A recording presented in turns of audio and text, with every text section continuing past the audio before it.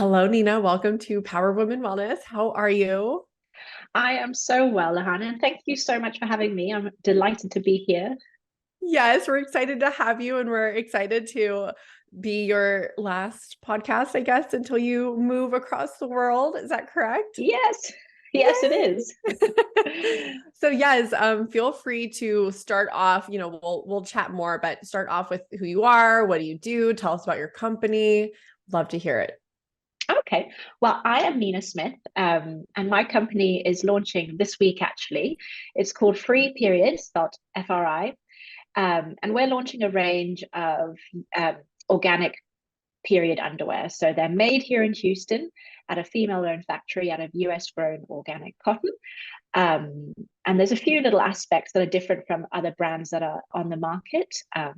My kind of journey with period underwear started during COVID, where probably quite a few of us started, looking into things we can do to have a more sustainable period. And I experimented with a few different brands, and I really love the idea of period underwear. But then, there was that big class action lawsuit against one of the major brands where PFAS, or otherwise known Yeah. as forever chemicals, were found in their product. And there were just a few little things in the usability that I thought could be improved. So fast forward countless prototypes and innumerable meetings with different factories, and we're launching this week on September 1st. So I can't Yeah. wait. No, I remember telling you, meeting you, how much I like appreciated you taking this road and this product and improving it because it did. I think yeah, I guess a couple years ago is when they started getting popular, which I Mm. adore the idea. I love it because I'm a pad girl. I personally think that blood should be coming out and not staying in. That's like my little opinion. And so obviously pads can be so uncomfortable. And so the Yeah. idea of like period underwear sounds amazing. And Yes, so I yeah really it love was, them. Sorry, you carry on. oh no, I was just gonna say, it wasn't until the lawsuit actually that I didn't realize, I guess, or think about it of the chemicals that could be in it, or like what was actually in the underwear. I don't know why it didn't come across my mind because I typically am like Mhm. clean and non-toxic, but I don't know. I think I just assumed like you're making your underwear, like it's natural because that's the whole point of period underwear is Yeah. more sustainable, more natural. And so that lawsuit definitely like opened up my eyes. And then I'm like, wow, okay, we need a cleaner version. Yeah, I mean it is scary, and I mean with PFAS, they leach into the soil, into our water, into Yeah. almost every aspect of the environment. So I think it's impossible to avoid entirely, but Yeah. you can make informed choices where you dig a little deeper and kind of minimize your exposure to whatever extent possible. And I think that's really what we want to empower our customers to be able to do. Yeah. And tell us more about just your underwear and a little bit of how different it is. Cause I loved the things that you mentioned when we first met of the little changes that you made that make Yes. them so cute. So tell us more about it. Well, a big bugbear for me, and this is with any underwear actually, is I'll wear them, and then after about a month, the crotch or the gusset just looks really unsightly. And I chatted to my girlfriends, You say that and it so affects sweetly. and it affects about 50% of us. And it's down to the pH of the discharge that you release into your underwear. But it can look like someone to attack the underwear with a bottle of bleach. Mine certainly does. Um, and you can a lot of more synthetic fabrics, they don't stain as much, but then they're not as good for the environment or for you. So what I wanted to do was rather and it ties in with our brand as well. We're all about kind of celebrating and normalizing the menstrual cycle and all of our bodily functions. So rather than kind of trying to mitigate that staining, I wanted to really embrace it. So our gusset actually has a really sweet little print on the inside, so that if you do stain, it kind of blends with the pattern to create your own artwork. So you can kind of feel like a bit of a masterpiece. And same way, when you're sitting on the toilet on day one of your period, you can look down and it's just something, I don't know, it just adds a bit of joy to what can sometimes be a bit of a mundane process. So that's really our key feature, which I we're love really that. excited about. And then we have, a few different prototypes that I'm just finalizing at the moment that will launch in the new year that we think will make quite a big difference and make it even easier. But unfortunately, I can't share too much about No, that at I'm the so moment. excited. But yes, but I'm keep so your eyes excited. peeled. Yes. Yeah. And I know that this whole process of like launching a business, and I know you this upcoming move where you're going back home to Australia. So how, gosh, how are you? Blink Yeah. twice if you're okay. You got some big things coming up and they're I'm having, huge. Like yes. usually people do one at a time, but you're doing two. Yeah. So how has that been like just mentally, physically on your body? Well, I wouldn't recommend to anyone to try and launch a business and undergo an international move with pets and kids and all that entails at the same time. It's not, it's honestly, it's not been the best time. I would say I'm sort of surviving rather than thriving. But, you know, as I keep saying to my husband, all the stress is very positive and it's, you know, Yeah. transitional. So we kind of just have to, you know, knuckle down, get through the next Yeah. few months and then it'll be fine. You know, and as a result, I have been leaning into my sort of stress wellness practices more, which Yeah. has been good. They've kind of like, uh, you know, grounded me and helped me get through this time. So I'm doing all right. I'm hanging on in there. I love it. I love it. I know it is. I remember at the end of last year when we were renovating this house and renovating Mm. ourselves. And then I still had school, still had work, still had kids. Like Oh my yeah, it goodness. was Yeah. totally a survival like season. Yeah. Thankfully it didn't last too long. And we got it done, but it was a lot. It was a lot. Yeah. So what are you leaning into in the morning, and not just stress, but just in general, like share with us your morning routine. What are you eating, Okay. drinking, doing? Yeah. Well, I have to say my big vice in the morning is, and I'm trying not to do it, but I do check my phone straight away. But I've made a bit of a ritual out of it now, in that I tend to get up half an hour before the rest of the family. So I'll sneak downstairs, have my first coffee of the day, have a bit of quiet time, just, you know, check my messages. Because we are an international family, I've got, you know, family members all over the Yeah. world. So I do like to, you know, the morning is often, you know, the only hour I can chat to certain family members. So I'll have my coffee and my quiet time, and then the like the school rush pandemonium will begin after that. We're trying to get everyone dressed and ready for school and work. I tend to have my go-to breakfast is a smoothie, um, and I always make sure I've got some sort of healthy fat in there. You know, usually avocado or coconut oil. I make sure I've got a source of fiber and then protein and greens. So that's sort of the loose formula I follow. And I do find if I have a smoothie, I feel it keeps me satisfied for much longer. Yeah. And it's just a great way to get more greens in early in the day. So yeah, a smoothie is my go-to kind of weekday busy breakfast. And then once everyone's at you know, school and work, I then like to come back and I either take my dog for a walk or go do some exercise. Particularly during stressful times, I'm a very physical person, so like I've been doing, normally I love strength training and I'm still doing strength training, but I've been doing a lot more cardio at the moment just for the mental health aspect. Like I Yeah. find like the endorphin rush, I really respond well mentally to doing quite a lot of cardio. So I'll either go for a jog or a spin class. I love my spin class. It's like a disco on a bike, so you can't not be in an amazing mood after that.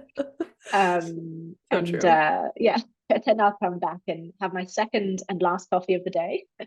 I try to cap myself at two because, yeah, otherwise I'm a jittery mess. But I do like my two coffees. But then, yeah, the second coffee of the day will be a more sort of leisurely sip as I sort of dive into work. So that's kind of my usual morning routine in a nutshell. Yeah. I love that. My assistant she's a lover of all things like coffee. And Oh, yeah. we were talking, yeah, Friday, actually, not yesterday. Wow. A couple days ago. See, I don't even know what day it is. And we were just talking about how much coffee is just an experience. Like, It is. Yeah. I don't, it's like, yeah, you have a cup of coffee, but it's so much more than that. I don't know. It's the whole I think vibe, it's like the honestly. ceremony around it. I love like the making the coffee, you know, then that first sip, the deep like exhale as you take it in. Yeah, it is. It's the whole like ritual around the coffee as well that I do love. Yeah. If I'm wanting, I tend to do this when I'm on my period as well because I really like doing this. Is have a coffee, make a coffee, and then throw it in the blender, and then I'll do a handful of almonds, Oh, a tablespoon of coconut oil, a smaller spoon of maple syrup, and some cacao, a tablespoon of raw cacao, and I blend that in the blender, and that is just the most like sumptuous treat drink. It really is lovely. Oh, Yeah, what got you recommend into it. coffee? Like what age were you? Like where did that come from? I can't remember when I started drinking coffee. I think maybe late teens, like most Wow. people. But before living in the US, I've been an expat for the past 6 years, so I've kind of been traveling around following my husband's career. And 2 countries before the US, we were living in Albania, which was just opposite Italy. And there, like coffee is like the absolute, like it's sacred there. So like you do not have any transaction with any human without going for an espresso. You can Wow. go to this like you can go to a cafe in the middle of the countryside where it's basically in a shack where there's upturned crates and chairs, but then they have this amazing espresso machine from Italy, and you have like world class coffee. So I think my coffee taste really changed when I was in Albania because they have the real like beautiful Italian coffee where it's strong, you don't have anything with it, and that kind of did sort of amp up my love of coffee. But I Oh. still do have to cap myself at 2 a day because I respond to caffeine at Yeah, that. especially And being never like after midday. stressed. Yeah. Yes. Yeah. Oh my If I gosh. have coffee afternoon, then like I'll try and go to bed at 10 p.m. and I'll just have every thought in the world rushing through my head. So Yes. I do Oh limit my myself. gosh. Only morning coffees. What about decaf? Like if you, I don't know, were craving coffee, decaf in the Yes, I do afternoon? sometimes. I'll have Okay. like a 3 p.m. decaf sometimes if I need it. Yeah. Yeah. Oh, I love that. And so what are some things do you do anything stress specific to reduce your stress in the morning, or is it mostly done Yeah. in the day or at night? Day. So I've movement for me is very big. So Movement. I'm trying to get, walking my dog where I'm out in nature or doing a cardio class. I find that really, really helps a lot. I'd say most of my stress relief kind of practices come in the evening when I'm trying to wind down and help myself get good sleep. When I'm really busy, I'm someone who's not naturally a great sleeper. My husband, his head hits the pillow and he's out like a light. Or, I'll be there like lying in bed, just random thoughts popping into my head. So I like to focus on having a good sort of wind down routine in the evening. For me, what I really like, if I'm carving out the time to do this, is having a good bath. Yeah. Before we lived in the US, we were living in Japan for 2 years, where they've got a very strong onsen culture. Onsen are the hot springs that they get. So you can go anywhere and you have these beautiful thermal spring hot baths, and people will go have a soak, wash themselves off. And I love that. Again, it's like the ritual of it, but then there's also the benefits of all the minerals that are in the spring water. Obviously, when you're doing it in your bath at home, it's not natural thermal spring water with all that. But I like to sort of try and recreate it. So I No, it's love good my old Epsom US salts. tap water Yes, with good old US some tap water. pesticides. I'm just Yeah, kidding. I'm comes just out a bit kidding. orange sometimes. I have to drain it and run it again. That's fine. We do our best. But I do I love Epsom salts. And there's some really great ones with lavender mixed in as well that I find that really helps calm the nervous system.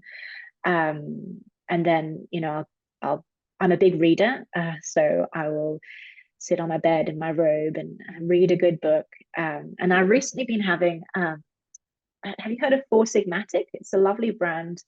Yes. They make these great hot chocolates, like these calming hot Yes. chocolates. I think it's got reishi mushrooms in it. And so I've been treating myself to one of those in the evening, and I absolutely love it now. I find it really, I do feel my sleep is better after I've had one. And I do, yeah, generally just a hot drink. If I don't have that, I'll have some chamomile tea.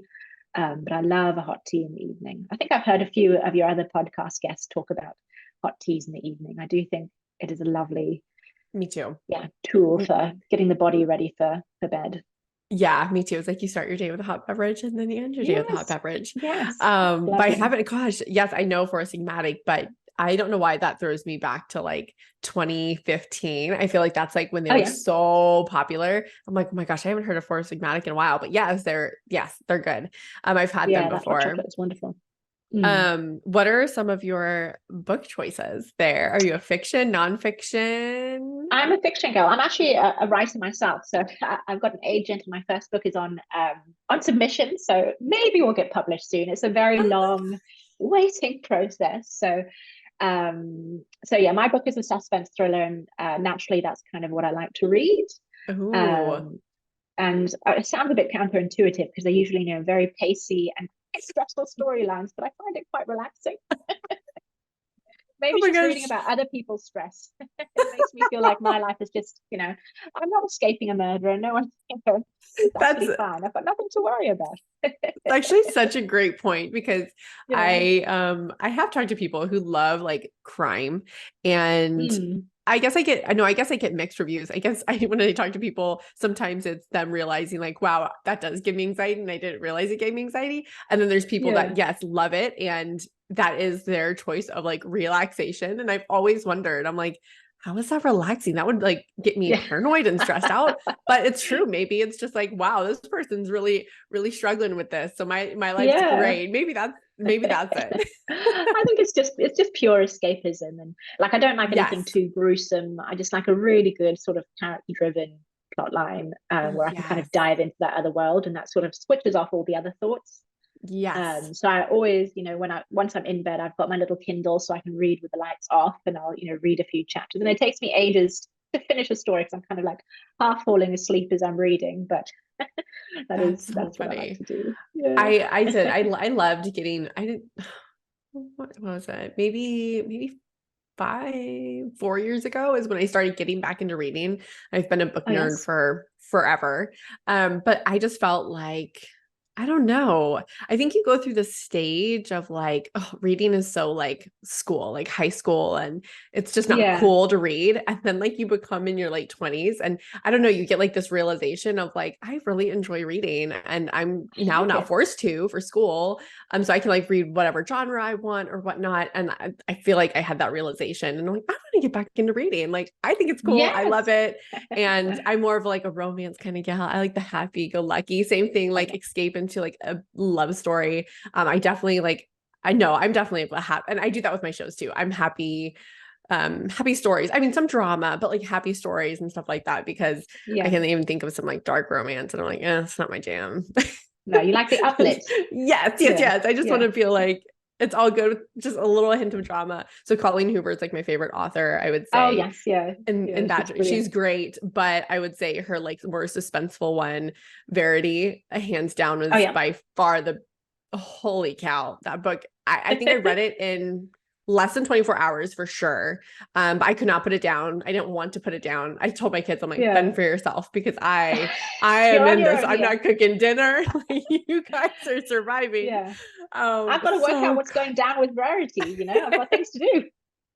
oh my God, it was way too good. Yeah. Do you have favorite authors or a certain book that you just like still think about to this day of like that was I so do good? have some favorites. So my absolute favorite author, and she's sort of been very inspirational in my own journey. I read her books, and then as a result, did the same course she'd done. So I feel like, yeah, I'm Nice. a big fangirl of her, and that's Jane Harper. I'm not sure if you've heard of her. So Mm, she is an Australian, or British Australian, same as me actually, author. And her first book, The Dry, was actually made into a movie not so long ago with Eric Bana.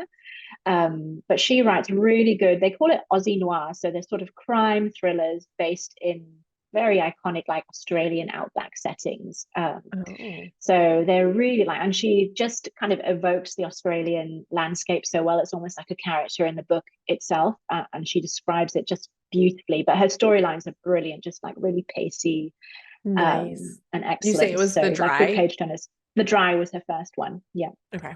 Okay. Um, Awesome. That's amazing. Yes, I can yeah, always geek check it out on out. some good books. I even Yeah. found, I didn't even realize they were a thing, but Instagrams that had book, like the whole Instagram is based on these people who just read and then they give you book Yes. recommendations or they like rate them. I'm like, this is a thing. Wouldn't I'm that going to be the start this. loveliest job? I'm just going to read books.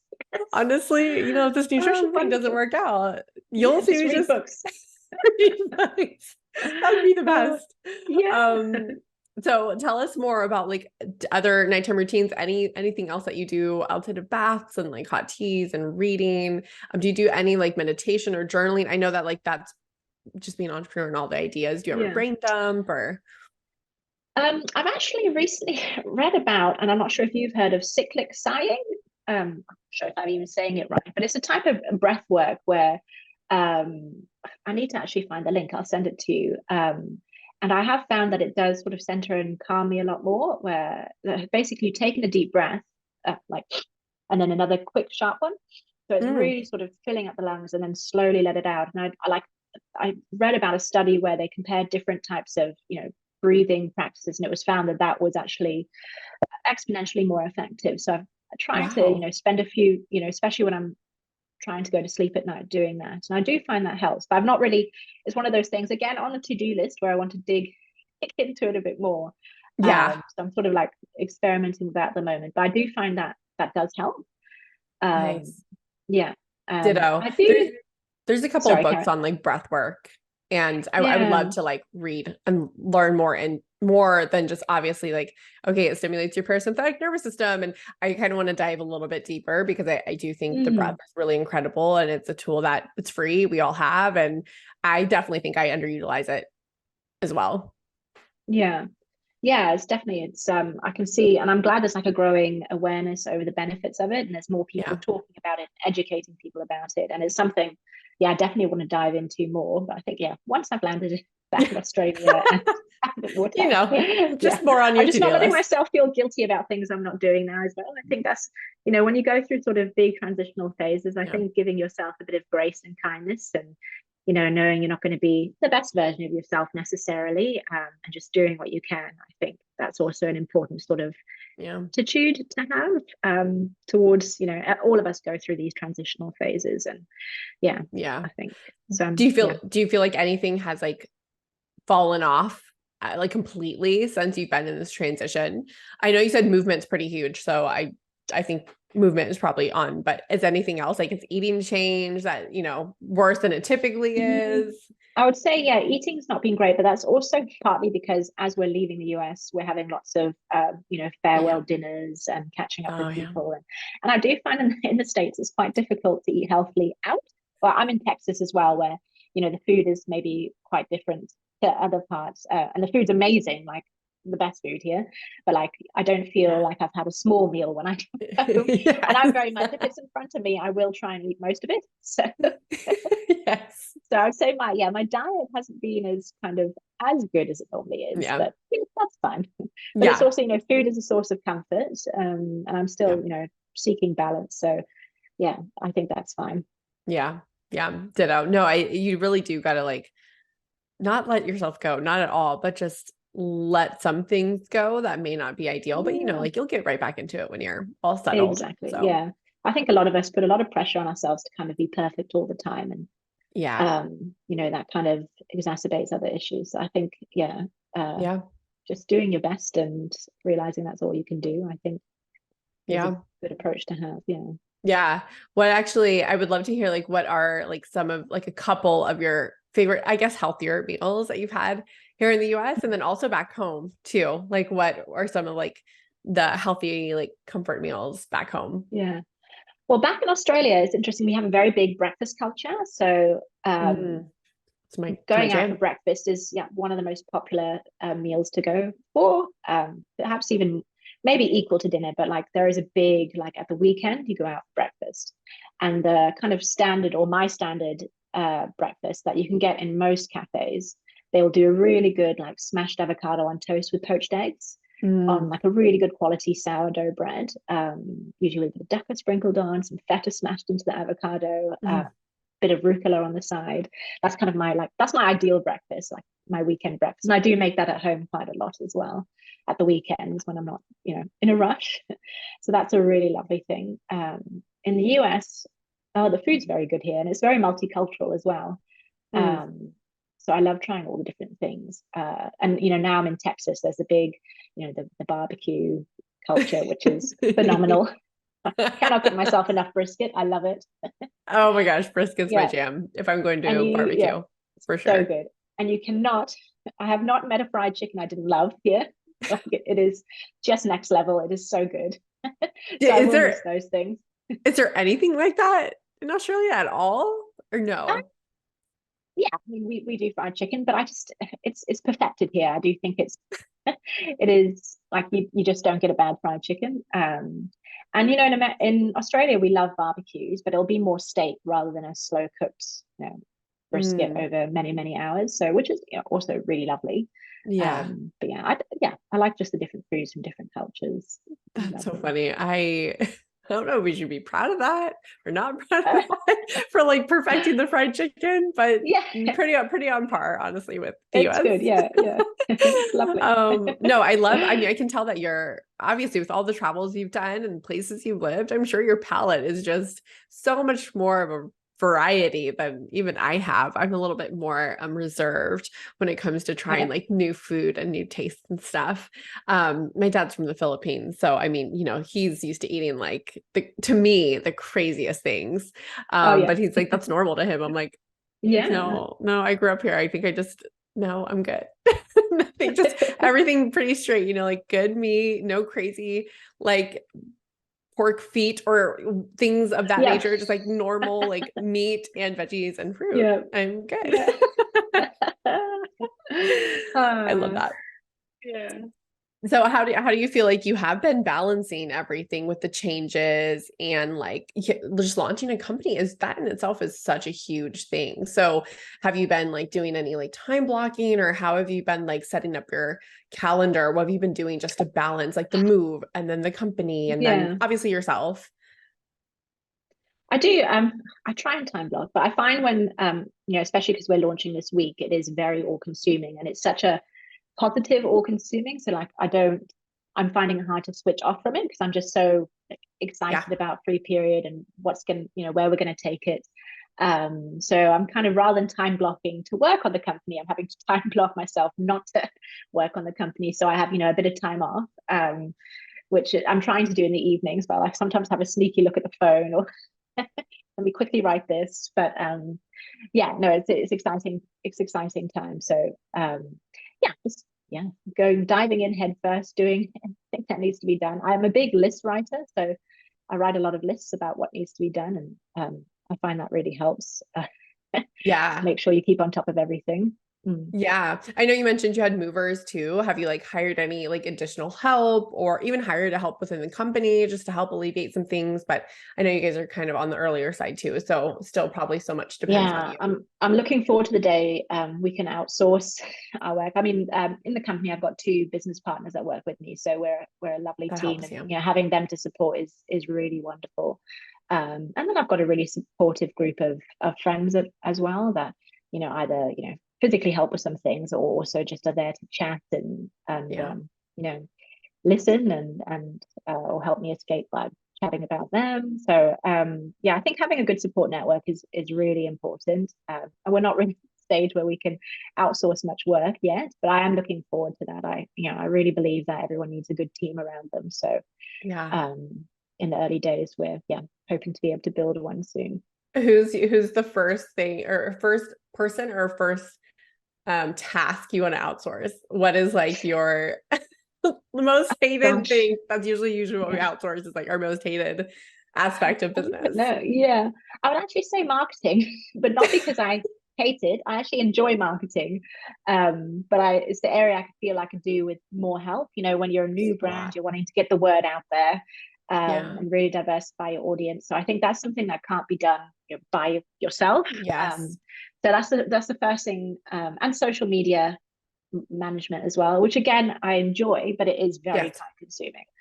Um, so yeah, Yes. so those yeah. So if you know anyone, let Yes. me know. Yes. Yeah. And I know that you said like your business partners here in the US, you're going to be in Australia. How is that going to work with, I don't know, everything from time Yeah, zones to like literal physical distance of like warehouse stuff. But I yeah, think you mentioned having something in Australia. yeah. So we're just going to play it by ear. There's a 13-hour time difference between Houston and Perth, so we're kind of planning to you know catch each other early in the morning and later in the evening, and we Nice. do a lot of Zooms, a lot of you know WhatsApping, a lot of emails. We exchange ideas over notes. So there's about six different like methods of communication that we all kind of it makes sense to us, but it probably from the outside looks quite chaotic. Uh, but yeah, that's just how it is. But I think with most businesses now, especially you know, since we went through COVID, a lot of communication is done, online rather than Yeah. in person. So it's Yeah. just that I'm physically so far away.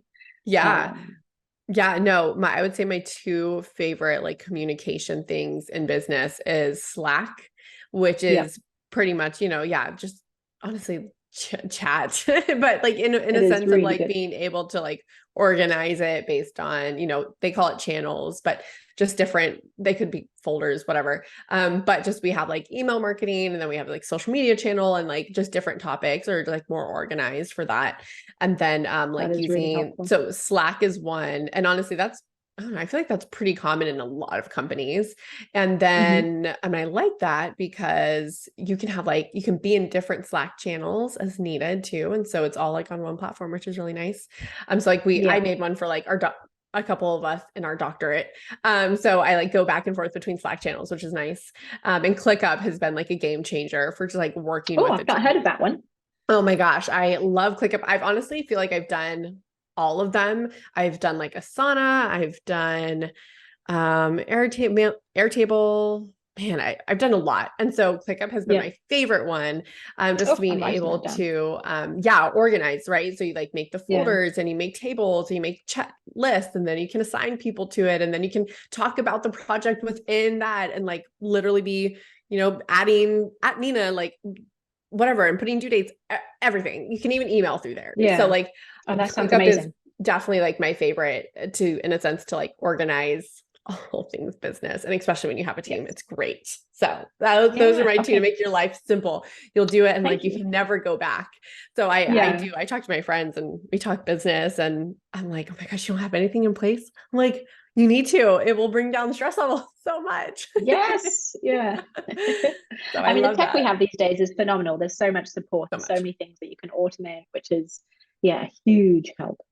So much. I don't know how people did it in like the 80s when I we don't barely know. used computers. I'm like, did we Mm. just do like lists or notebooks, and did you pass the notebooks around? Like, I'm so Not confused. sure. Yeah.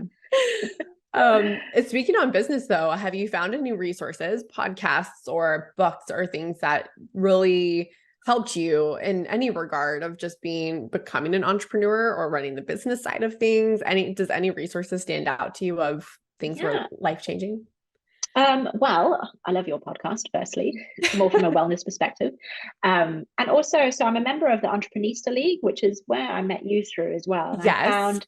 I have found them to be an amazing community of, yeah, incredibly supportive women. The seminars they put on are so helpful, like really substantive, and insightful. And all of the resources on that platform are phenomenal. So I found that a real big help. I've only been a member for about, I think, 3 months, but I've gotten so Wow. much out of it already. So Yeah. highly recommend the Yes. Yes. Entreprenista League. Yeah. I'm a big fan of a very well-known British, she's a period sort of guide, called Maisie Hill.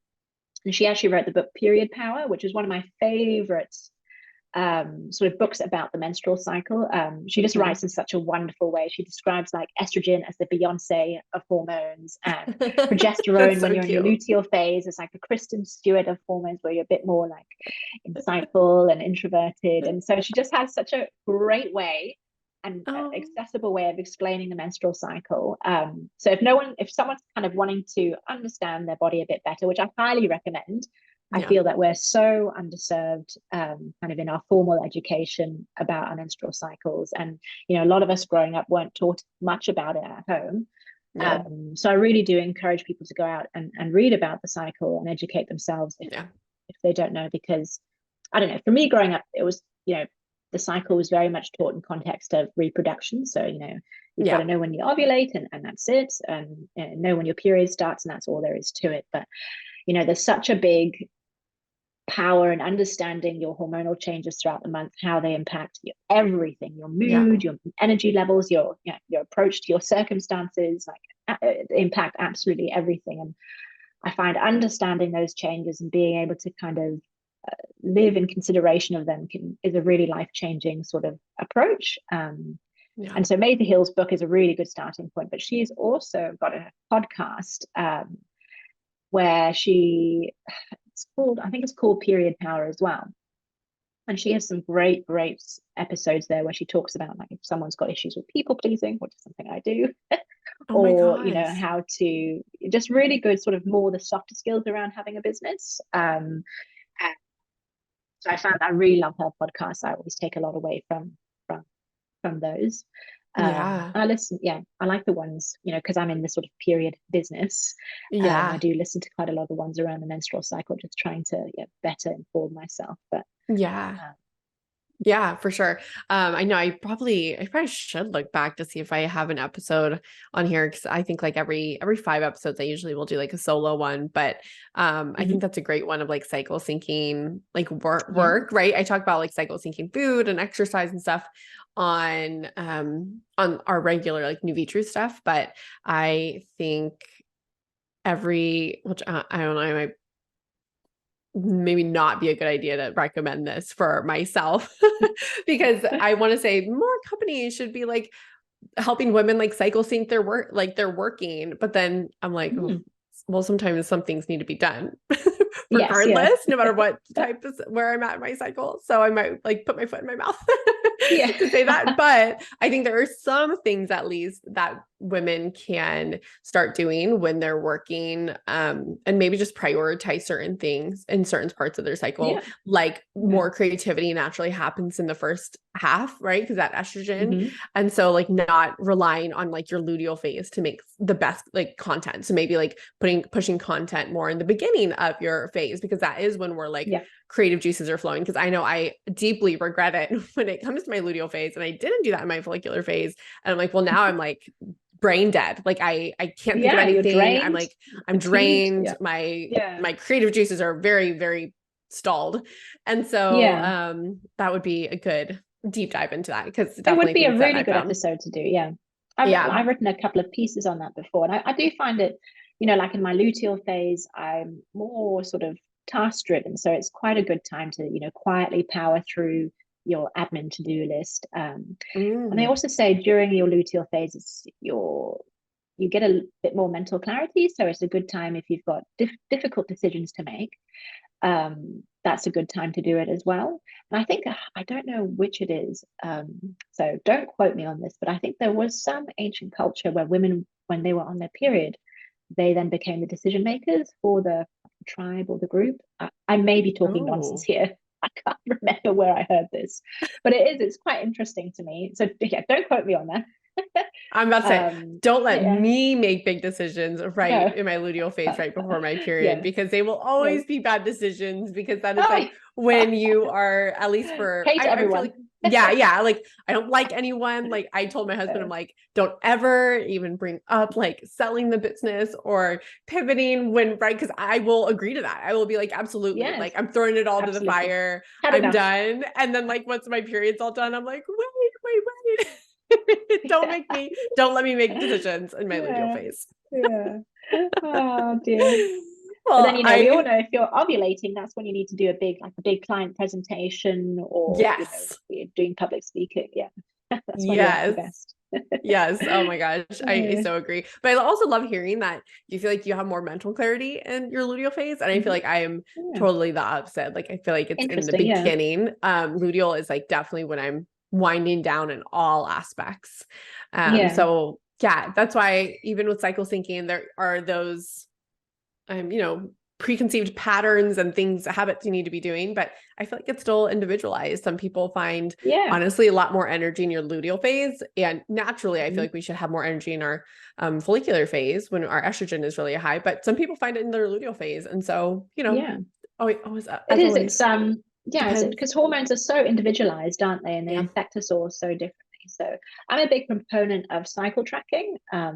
Mm, And not just, a lot of people think cycle tracking is just, again, say if you're trying to conceive, it's knowing when you're ovulating and when your period is due. But there's actually so much more you can get out of cycle tracking. So yeah. we've actually on our website got a free cycle tracker. People Oh, are interested. nice. You can just click on the link and get one. And what I do is I use it as a bit of, actually, I could have mentioned it before as well. It's a bit of a mindfulness tool. So I like having a paper one. So the one we've got is a printable one, and just every day writing a word or two, just not only what physical symptoms I have, but also how I feel. Yeah. And you can kind of, if you do that, over several months, it's amazing what kind of patterns you end up seeing and realizing, actually that's probably related to my cycle. Like I now know, for example, exactly every month, exactly 4 days before my period is due, I will not sleep that night. I get like the worst insomnia. And now I know that's because that's that night. So, as a result, I now have, a longer magnesium bath, and I pop a magnesium pill, and, and like, I know what's going to happen. Yeah. So it is really interesting. It's a good Yeah. practice to have, just to just know yourself better, and then be able to live with a bit more grace and kindness towards yourself as well. Yes. Um, That's so funny you said that. I'm trying to find my phone because I literally shared something on my Instagram story of saying like it took me like it still is taking me 26 years of menstruating. And when I get the feeling of nothing's just gonna work out, like everything's gonna go to crap. I know that I'm gonna bleed in 2 days. And I was just laughing because I'm yeah, like, it's so true. Like it it's is so true. Yeah. no matter how long I've had my period, I sometimes still will feel like even just looking at my husband too, I'll be like, I'm just not that attracted to you. And then like when I'm ovulating, Okay. I'm like, oh my God, I cannot keep my hands off of Yeah. you. Like I am so attracted. And it's just so crazy how hormones can like change you in that way. So he even Yeah. will know, he's like, are you about to start your period? I'm like, crap, I am. So it's funny that I'm still making connections. Even like Yeah. how I feel or what I'm attracted to or what I like, it just literally differs. We're on a roller Yeah. coaster. That always makes We me feel are bad a too roller for our coaster. husbands because I'm like, and it's Yeah. true. We are truly on a roller coaster. Hang on. But it's a wonderful roller coaster. They have several different versions of us. They're lucky. Yes, exactly. Yeah. So my husband always jokes, he's like, okay, so we need to do like spontaneous stuff and or plan a trip when you're in your follicular phase, when I know you're going to say Yeah. yes. And I'm like, Yes. exactly, you're getting it. Yes. What an enlightened husband. I love it. Yeah. And it is so important to chat to your partner about these things so they have Yeah. an understanding. Yeah. It helps them and it helps you. It's yeah, this conversation, and that's why I get really excited about kind of the growth in the period product industry, because more of this dialogue is happening.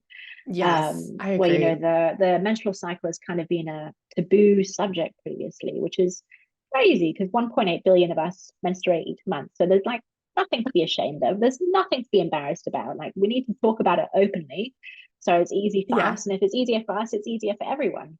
Yes, I mean, I feel that way with poop, to be honest. Like, obviously, Exactly. I We specialize all in do it. GI, but Yes. yes, I'm like, we all have sex, we all poop, we all bleed. Like, I don't know why these conversations are a little bit more like, I don't know, Taboo. I know. Like taboo and it's like, shady and yeah, scary. And I'm like, no, it's not at all. But I no. love it. And I'm so appreciative of the time that you spent with us being, I know that you're going to be leaving soon. So you're a busy gal. But share with us, how can we support you? Share your social media and website. Because we are right here supporting you as you launch your new period company. I'm so Oh, thank excited. you, Lahana. Oh, it's been such a pleasure being on here. So thank you so much for having me. I'm glad you could squeeze me in. So if you're interested in following us, we're at Free Period, and Free is spelled FRI. And we're both on Instagram and on TikTok.